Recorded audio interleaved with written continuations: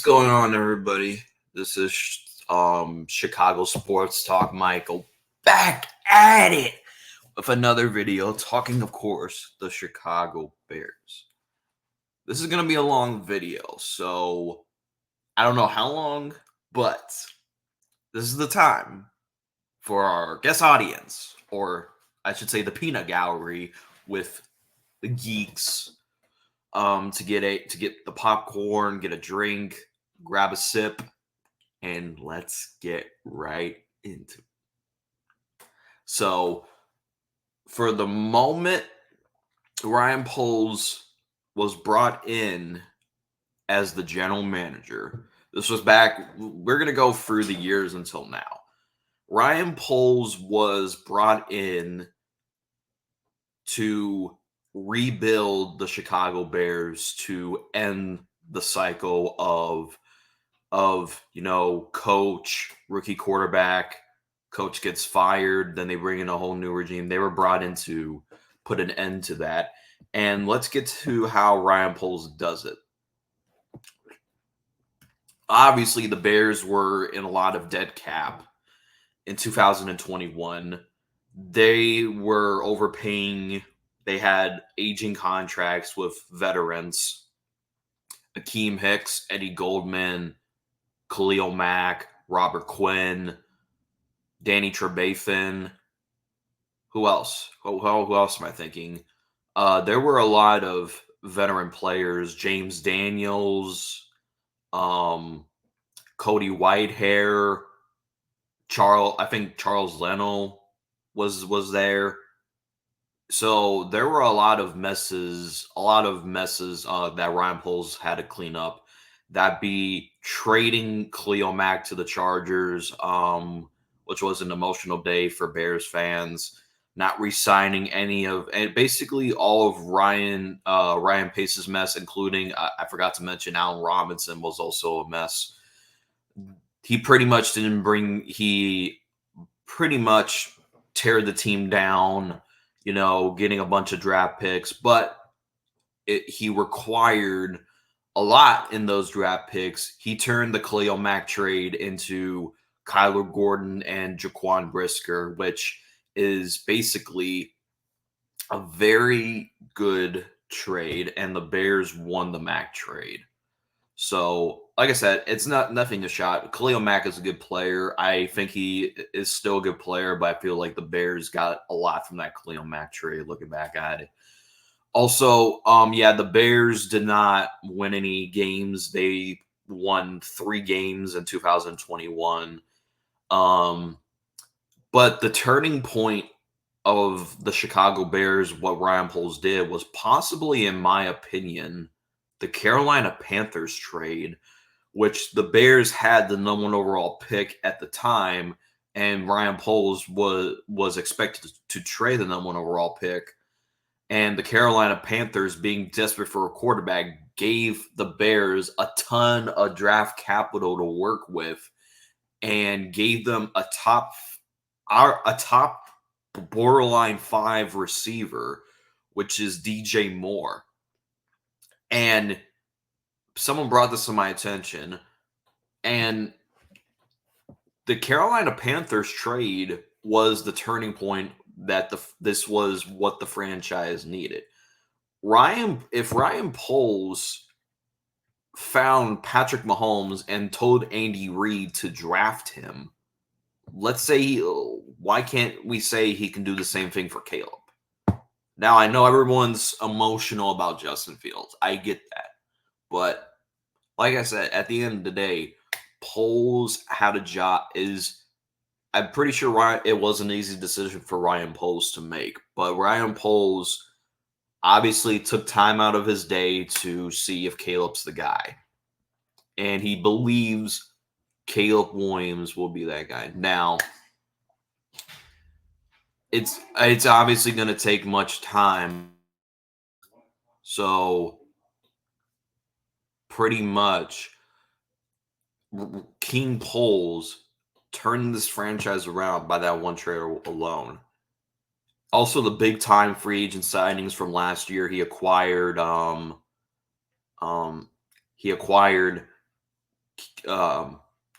Tremaine Edmonds, TJ Edwards.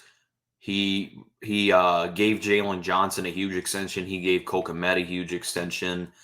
And he also drafted Tyree Stevenson, who's a pretty good solid corner. So, and then not to mention, he also traded for Montez Sweat, who turned around the defense.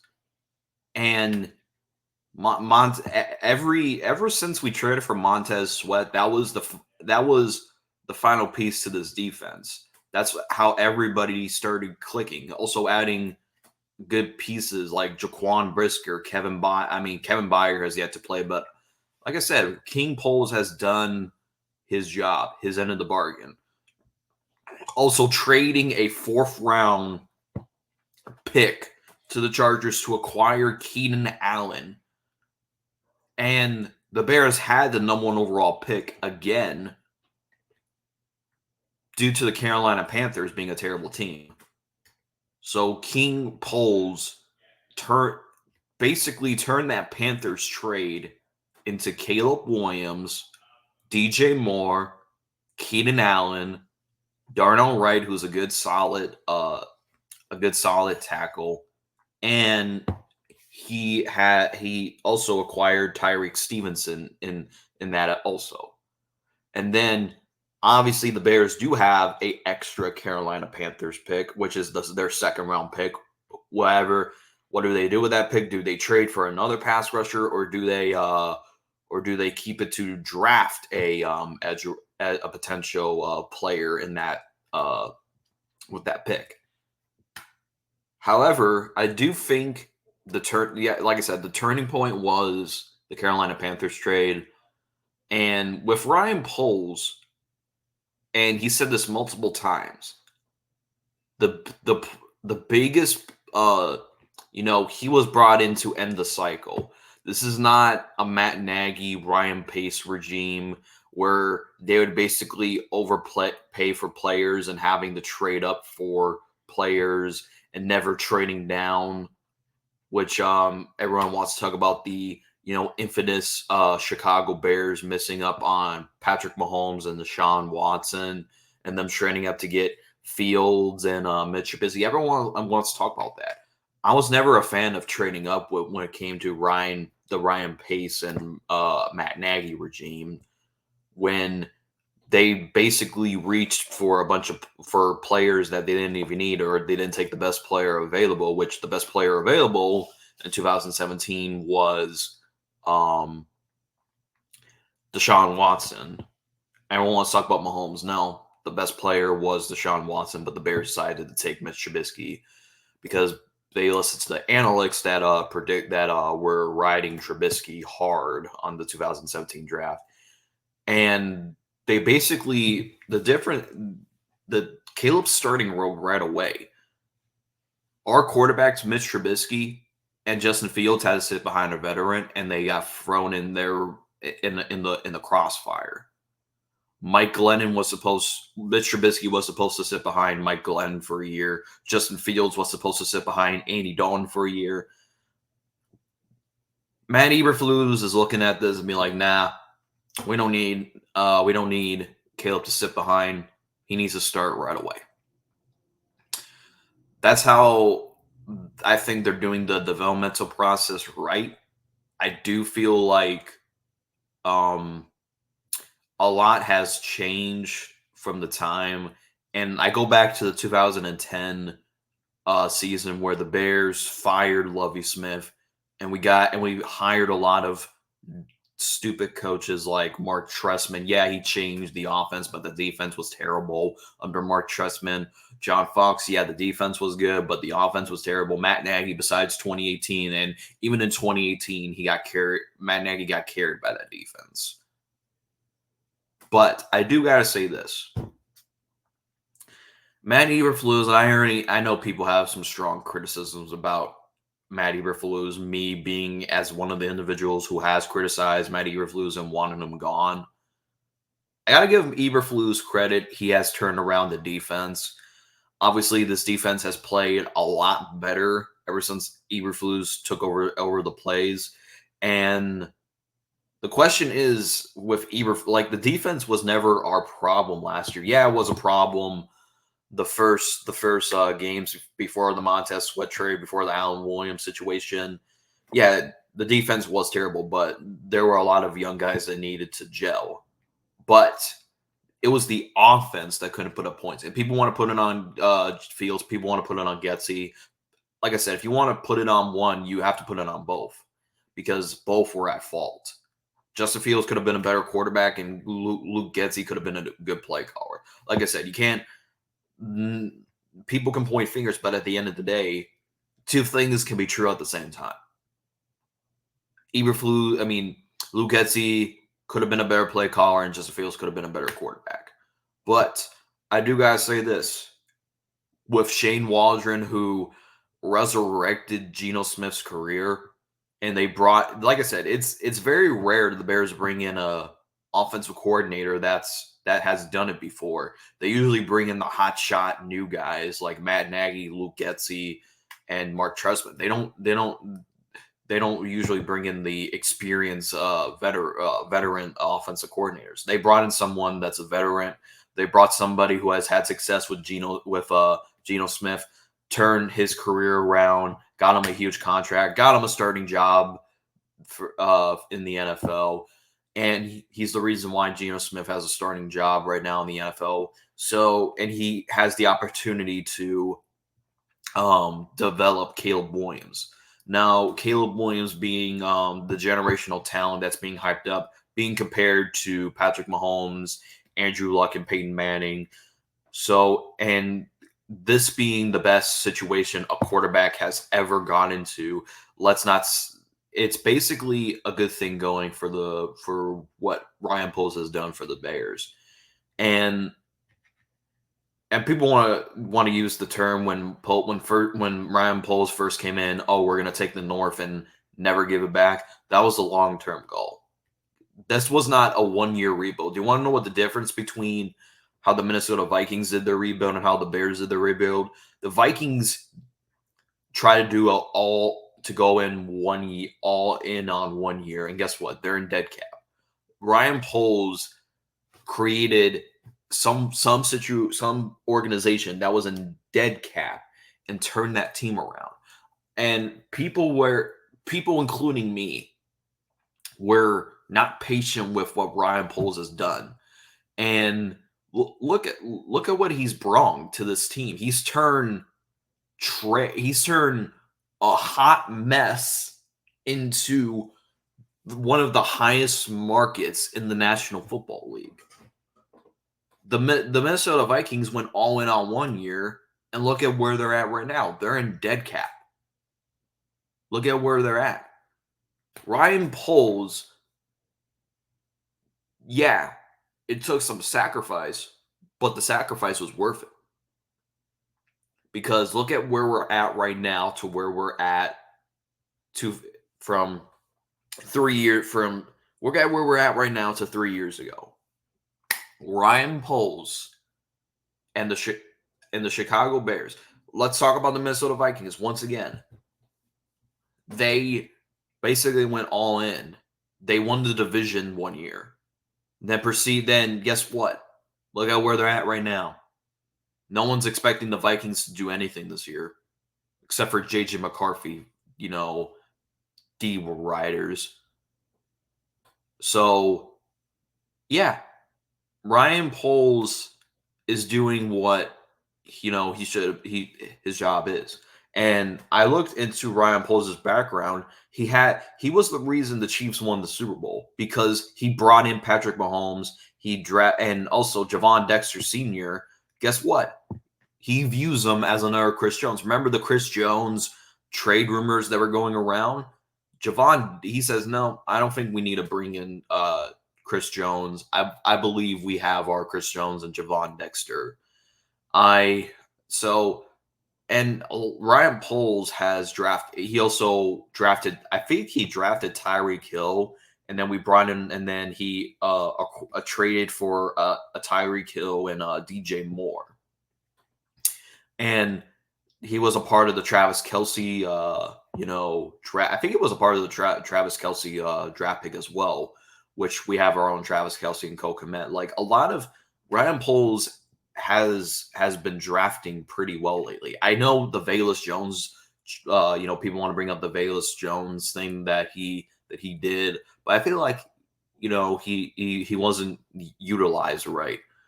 But I have to give him like one more chance to be under Shane Waldron, who can utilize him right. If he fails, then that's on Velus Jones Jr.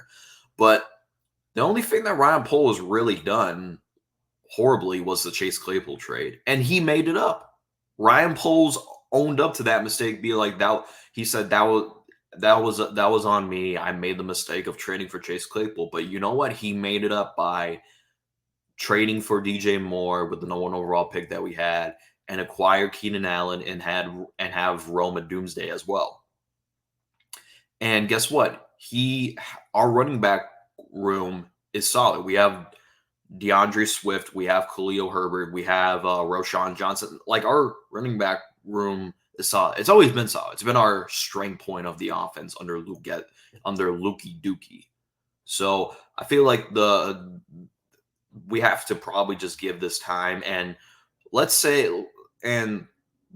with how our schedule is looking, the Ryan Poles did like the Bears could easily reach their peak next year. And Swifty, shout out to my boy Swifty. He brings up this a lot. He compares the Detroit Lions rebuild to the Chicago Bears rebuild a lot. And guess what? There were a lot of people wanting to fire Dan Campbell the second year after the 1-7 start. Oh, fire Dan Campbell. He's not a good leader. Well, guess what? It's similar because when the Bears started off rough last year, people were saying, fire Matt Eberflus. He's not a good leader. No, his hits philosophy isn't well. But look how strong the Bears finished last year. The Bears won a lot of games. They beat the Lions, who went to the NFC title game. They were in a close one with the Vikings, who won the division last year. They also beat I think there was also one game that they beat the Commanders, who were looking solid with Sam Howell until the NFL exposed Sam Howell. But like I said, the Bears won a lot of crucial games, and they also beat the Atlanta Falcons, who had a very good defense. Also, people keep game. The Commanders' defense was good before they traded Montez Sweat and Chase Young. The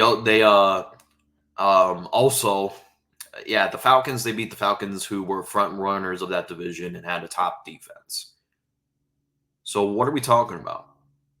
And they also, and I don't want to bring this up game. They beat the Cardinals, who beat the Eagles, who were the team that went all the way to the Super Bowl.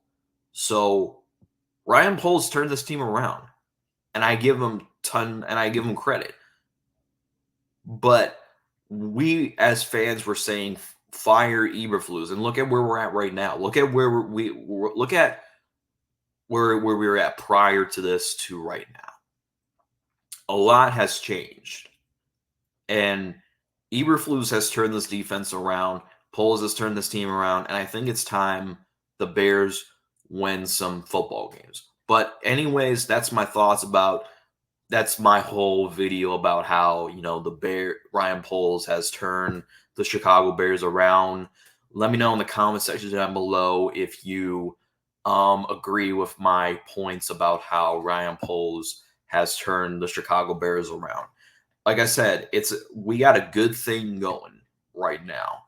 And the Chicago Bears could be a potential, like the Kansas City Chiefs were for not getting out of the first round. But ever since Poles turned around that franchise, guess what? They're being talked about of being a three-peat this year. And he found Patrick Mahomes when the Chiefs wanted to stick around with Alex Smith. I believe in Ryan Poles, and Poles I trust. But that's it. That's all. Hit the subscribe button, hit the like button, hit the bell notification button. As always, Thanks for watching, and bear down.